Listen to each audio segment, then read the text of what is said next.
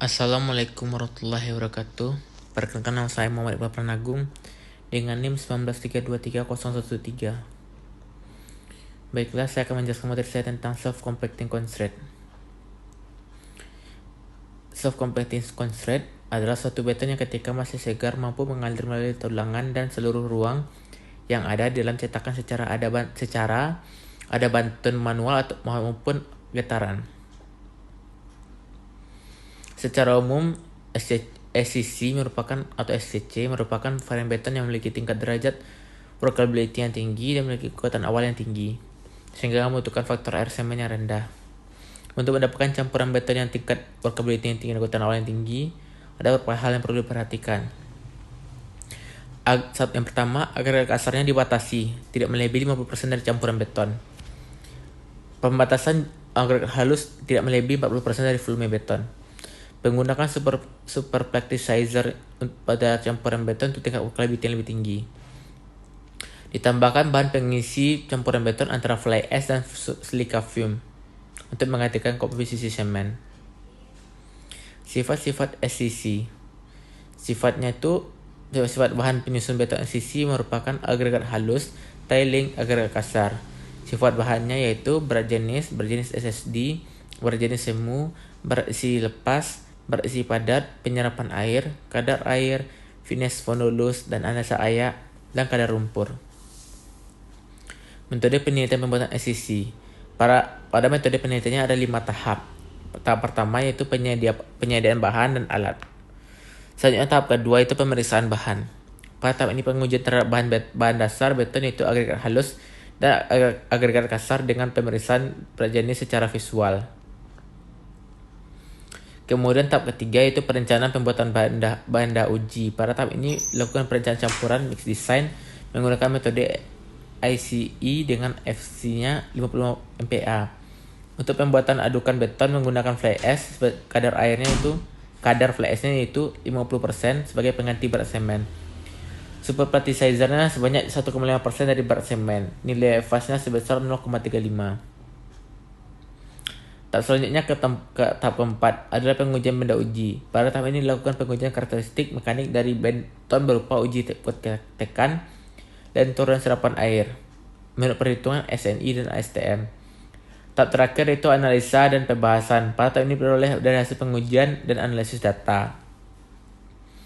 Hasil penelitian agregat. Dalam penelitian agregat ada hasilnya itu agregat halus dan kasar. Untuk yang halus dilakukan pengujian kandungan bahan organik, kandungan lumpur, berat jenis, penyerapan air, gradasi, dan modulus halus butir. Sedangkan agregat kasar meliputi pengujian keausan agregat, berat jenis, penyerapan air, gradasi, dan modulus halus butir. Pengujian fly ash. Pada pengujian fly ash ada termasuk golongan N, F, dan C. Dari tabel 4, kadar SiO2 tambah Fe2O3 ditambah Al2O3 sama dengan 52,02% ditambah 11,57% ditambah 23,08% sama dengan 56,67%. Sedangkan batas SiO2 tambah Fe2O3 tambah Al2O3 untuk kelas C adalah minimal 50%.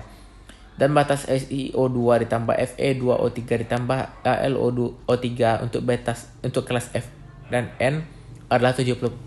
Maka dapat disimpulkan bahwa fly ash masuk dalam kategori kelas F dan N.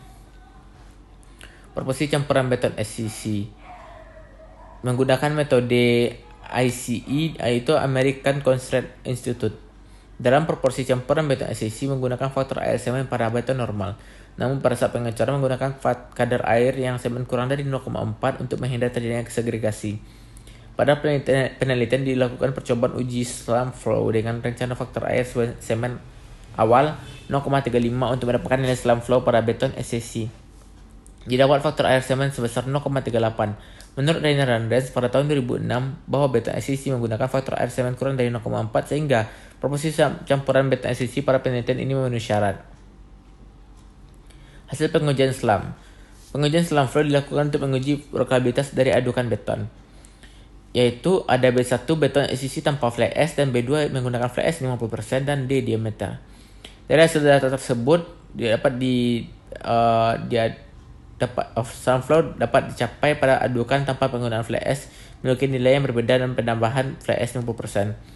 Menurut Nagataki dan Fujiwara pada tahun 1995 bahwa nilai slam flow untuk beton SEC adalah 500 mm sampai dengan 700 mm, sehingga nilai slam flow dalam pengujian ini sudah memenuhi syarat sebagai beton SEC.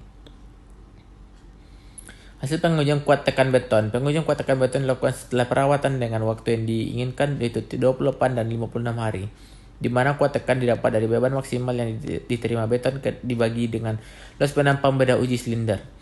Hasil pengujian kuat tekan beton SEC tanpa penggunaan fly ash dari umur 28 sampai 56 hari mengalami peningkatan sebesar 29,40%.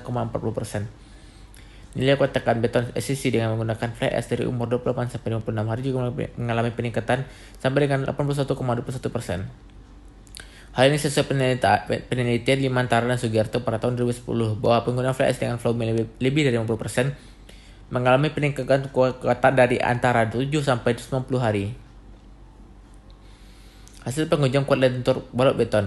Pengujian kuat lentur beton dilakukan dengan perawatan selama 6 hari menggunakan beda uji balok beton ukuran 50 cm sampai kali 15 cm kali 15 cm. Persentase kuat lentur rata-rata antara balok beton SEC tanpa penggunaan fly ash lebih besar dibandingkan dengan balok beton SEC dengan penggunaan fly ash 50%. Akan tetapi hasilnya tidak bisa dijadikan acuan dikarenakan terdapat kesalahan ketika pengujian kuat lentur balok beton. Hasilnya sesuai dengan penelitian Kastanya pada tahun 2011 di mana hasil penelitian menunjukkan kuat lentur lebih kecil daripada beton normal pada variasi pemakaian fly ash sebesar 60% dan 80%. Hasil pengujian serapan air beton. Hasil pengujian serapan air beton pada 56 hari dengan beda uji berbentuk silinder ukuran diameter 10 mm kali 5 mm dilakukan untuk mengetahui besarnya jumlah air yang diserap ketika beton dalam keadaan kering setelah divakum. Serapan air rumusnya itu W2 dikurang W1 per W1 dikali 100%. W2 berat basah setelah direndam selama 3 jam, W1 berat kering oven. Ini hasil pengujian serapan air beton tanpa fly ash dan menggunakan fly ash 50%. Hasil pengujian tanpa penggunaan fly ash menyerap air lebih tinggi dibandingkan yang menggunakan fly ash 50%. Yaitu masing-masing sebesar 2,95% dan 2,5%.